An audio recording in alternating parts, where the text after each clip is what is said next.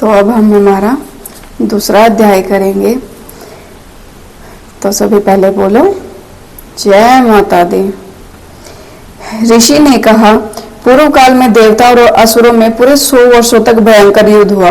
उस युद्ध में असुरों ने देवताओं को हरा दिया। उन सब देवताओं को जीतकर महिषासुर स्वयं इंद्र बन बैठा। तब हारे हुए देवता ब्रह्मा जी को आगे कर भगवान विष्णु और शंकर जी के पास गए और अपनी पराजय तथा महिषासुर के बल व प्रताप का संपूर्ण समाचार सुनाया कि सूर्य, इंद्र, अग्नि, वायु, चंद्रमा, यम, वरुण तथा सब देवताओं के अधिकार छीन कर वह सब स्वयं सबका स्वामी बन गया है।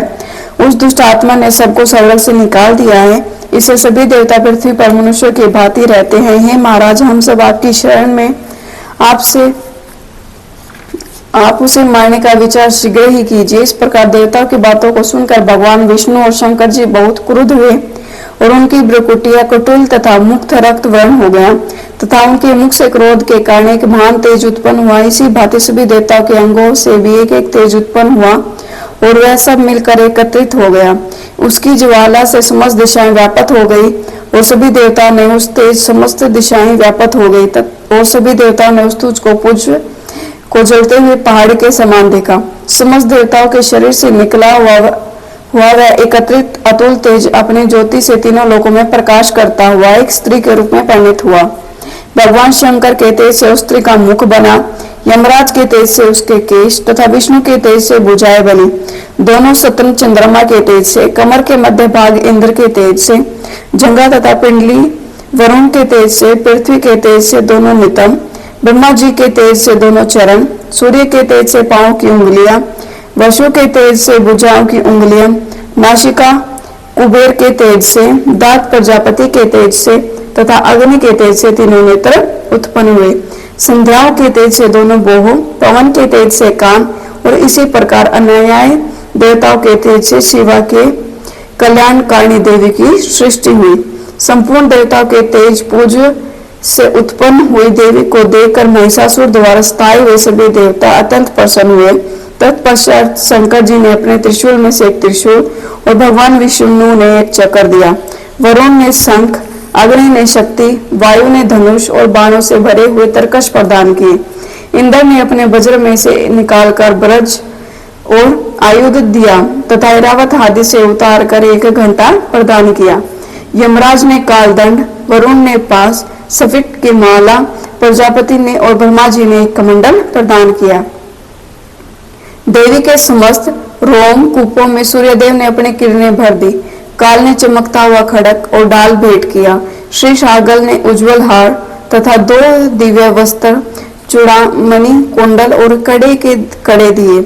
शुभ अद्रचंद्र, सब भावों के लिए केयूर, पैरों के सुंदर नुपुर, गले की सुंदर हंसली तथा समस्त उंगलियों में रतन जड़ित अंगूठियां प्रदान की। अत्यंत निर्मल फरसा विश्वकर्मा ने भेंट किया और विविध भांति के अस्त्र तथा वेद कवच दिए। समुद्र ने हृदय तथा गले में पहनने के लिए कभी न मैनी होने वाली कमल की माला दी और सुंदर कमल के पुष्प प्रदान किए। हिमालय ने सवारी के लिए सिंह तथा अनेक प्रकार के रत्न प्रदान किए। मदिरा से भरा हुआ पात्र कुबेर ने दिया। बहुमुंडल धारण करने वाले नागराज शेष ने महामणियों से सुशोभित एक हार दिया। इसी प्रकार अन्य सभी देवताओं ने भी विविध भांति के आभूषण तथा आयुध प्रदान किए। तब भगवती देवताओं से भली भांति सम्मानित होकर बार बार ऊंचे स्वर से अट्टहास करती हुई गर्जन करने लगी, जिससे सारा आकाश गूंज उठा। भगवती की एक गर्जना कहीं समा न सकी और उसकी ध्वनि से संपूर्ण विश्व तथा सागर कांप उठे। संपूर्ण पृथ्वी तथा पर्वत कंपित हो गए। उस समय सारे देवगण उस सिंह वाहिनी देवी को जय जयकार करने लगे। मणिगणों ने भी भगवती की बड़ी विनम्रता से नतमस्तक होकर स्तुति की। इस प्रकार सारे विश्व को भयभीत देखकर असुरगण अपने समस्त सेना से सुसज्जित खड़े हो गए और महिषासुर क्रोध में आकर बोला, यह क्या हो रहा है? ऐसा कहकर सब असुरों सहित उस भयंकर शब्द की ओर दौड़ा और उसने त्रिलोक्या व्यापिनी देवी को देखा कि देवी अपने पैरों से पृथ्वी को पाताल में दबा रही है और अपने मुकुट से आकाश को छू रखा है। उसके धनुष की टंकार से संसार सारा पाताल कांप रहा है। भगवती के हजारों हाथों से संपूर्ण दिशाएं व्याप्त हो रही हैं। ऐसी देवी को देखकर असुरों ने भगवती के साथ युद्ध आरंभ कर दिया। अनेक प्रकार के शस्त्रों के प्रहार से देशों दिशाएं गूंज उठी। उसी प्रकार महिषासुर का सेना नायक चिक्षुर नामक दैत्य देवता को युद्ध करने लगा। चामर असुर चित्रोहिणी सेना लेकर तथा उद्रग राक्षस 60,000 रथी सेना को अपने साथ में लेकर युद्ध करने लगा। महाहनु नामक राक्षस 1 करोड़ रथियों की सेना और असिलोमा असुर 5 करोड़ सेना साथ में लेकर युद्ध करने लगा।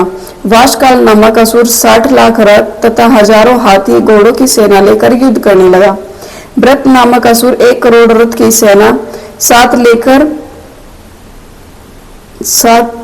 लेकर विडाल असुर 1 करोड़ 50 लाख सेना लेकर तथा और भी असुर अयुत सेना रथ हाथी घोड़ा हाथ में लेकर देवी से युद्ध करने लग गए।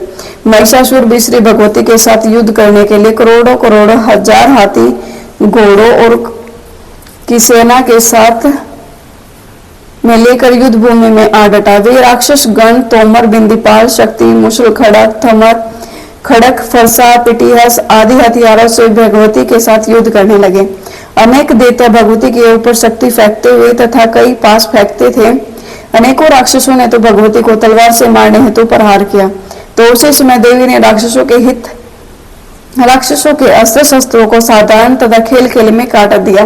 तदंतर देवता और ऋषियों ने देवी से की प्रार्थना की। तब देवी ने प्रसन्न होकर राक्षसों पर अस्त्र शस्त्रों की वर्षा की और देवी का वाहन सिंह भी क्रोधित होकर जंगल में दानव नल के सदृश राक्षसों की सेना का विनाश करने लगा। युद्ध करते हुए भगवान ने जितने श्वास छोड़े उन प्रत्येक श्वासों में भगवती की सैकड़ों हजारों गण उत्पन्न हुए और फिर बिंदीपाल फरसा पिटियस आदि अस्त्र शस्त्रों से युद्ध करते हुए देवी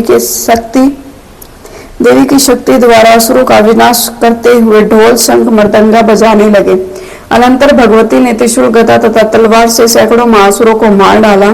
कुछ असुरों को घंटे की आवाज से मोहित कर लिया, कुछ को पास में बांधकर पृथ्वी पर घसीटा और कुछ को खड़क में टुकड़े टुकड़े करके फेंक दिया। कुछ और दैत्यों को भगवती के गदा के प्रहार से मूर्छित होकर पृथ्वी पर ढेर हो गए। कुछ राक्षसों के मुख पर मुसल की चोट लगने से रक्त बहने लगे। बहुत से राक्षस हृदय में चोट लगने से आहत होकर पृथ्वी पर गिर गए तथा अन्य बाणों से ही मर गए। देवताओं को कष्ट देने वाले दैत्य मरने लगे तथा बहुतों की भुजा और गर्दन कट गई। कुछ दैत्य के सिर कट गए और कोई शरीर के मध्य भाग से ही काट दिए गए। कुछ महासुर जंगा कंष्ट जाने के कारण धराशायी हो गए। कुछ दैत्यों के एक भुजा एक हाथ एक पैर तथा मस्तक कटकर पृथ्वी पर गिर पड़ते, किंतु वे फिर उठ खड़े होते। फिर वे रुंड बड़े बड़े हथियारों को लेकर श्री भगवती से लोहा लेते। दूसरे रुंड बाजों की ध्वनि के साथ साथ नृत्य करने लगते। कई असुरों के रुंड तलवार शक्ति सृष्टि आदि हथियार हाथ में लेकर श्री जगदम्बा से ठहरो ठहरो कहकर युद्ध के लिए ललकारते थे। उस रण क्षेत्र में रथ हाथी तथा असुरों के गिर जाने से पृथ्वी ढक गई। राक्षसी सेना का रक्त इकट्ठा होकर महानदी की तरह बह गया। मां भगवती ने उन असुरों की सेना का इस प्रकार संहार कर दिया मानो तृण को अग्नि में जला डाला हो। देवी का सिंह भयंकर शब्द करता हुआ अपने गर्दन के बालों को हिलाता था, यानी वस्त्रों के प्राण चून लेना चाहता था। देवी के गणों ने उन महादेवों के साथ ऐसा युद्ध किया कि देवतागण प्रसन्न होकर आकाश से फूलों की वर्षा करने लगे। तो ये था भाई हमारा दूसरा अध्याय। तो सभी बोलो जय माता दी।